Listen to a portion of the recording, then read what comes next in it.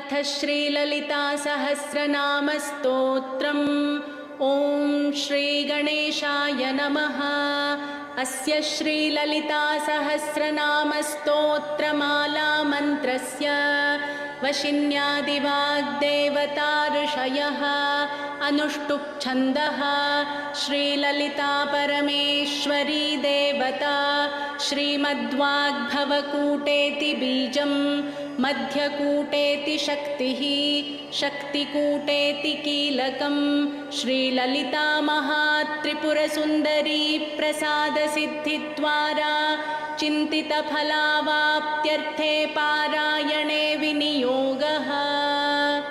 ध्यानम् सिन्दूरारुणविग्रहान् त्रिनयनां माणिक्यमौलिस्फुरत् तारानायकशेखरां स्मितमुखीमाप्